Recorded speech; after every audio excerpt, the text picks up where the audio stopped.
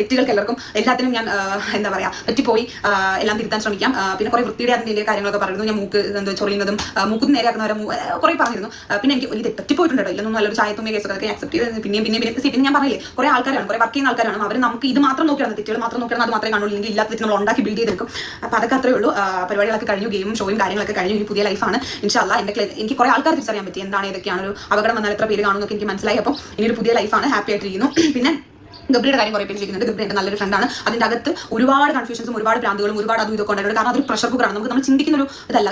എത്ര ആൾക്കാർ നമ്മൾ ഒറ്റപ്പെടുത്തുമ്പോൾ നമുക്ക് ഉണ്ടാകുന്ന ഒരു മൈൻഡ് സെറ്റ് ഉണ്ട്. നമുക്ക് പറഞ്ഞു തരാൻ പറ്റില്ല. കാരണം പറഞ്ഞു തന്നാലും അത് പുച്ഛത്തോടെയും പരിഹാസത്തോടെയും കളിയാക്കളോടെയും എടുക്കാനേ പലർക്കും പറ്റുള്ളൂ. എനിക്ക് വയ്യാതെ കിടന്നത് പോലും, എനിക്ക് ഒട്ടും വയ്യാതെ കിടന്നത് പോലും ഞാൻ ചിലപ്പോൾ ഒരു റീൽ എങ്ങനെ ഉണ്ട് അതിൻ്റെ അടിയിലൊക്കെ എന്തോരം മോശം കമന്റ് എന്തൊക്കെയാണ് പറയുന്നത് എനിക്ക് അത് കണ്ടിരിക്കാൻ പോലും പറ്റില്ല. കാരണം നമുക്ക് അത്രയും നമ്മൾ അവിടെ അനുഭവിച്ചിട്ട് അതിന് ഇങ്ങനെയൊക്കെ പറയാൻ നമുക്ക് നോവുകയാണല്ലോ. കാരണം അത് ആൾക്കാർക്ക് കണക്ട് ചെയ്യാൻ പറ്റാത്തതുകൊണ്ടാണ് ആ സാഹചര്യം നമ്മൾ നിൽക്കണം. നമുക്കിപ്പോൾ എൻ്റെ കൈ മുറിയുമ്പോൾ എനിക്ക് നോവുന്ന നമുക്ക് വല്ലവൻ്റെ കൈ മുറിയുമ്പോൾ എനിക്ക് നോവില്ല. പിന്നെ എൻ്റെ ഭാഗത്ത് തെറ്റുണ്ട്. പക്ഷേ ഇവർ ഇത്രയും കാട്ടിക്കൂട്ടാൻ ഇങ്ങനെയൊക്കെ ചെയ്യാനുള്ള തെറ്റൊന്നും ഞാൻ ചെയ്തിട്ടില്ല.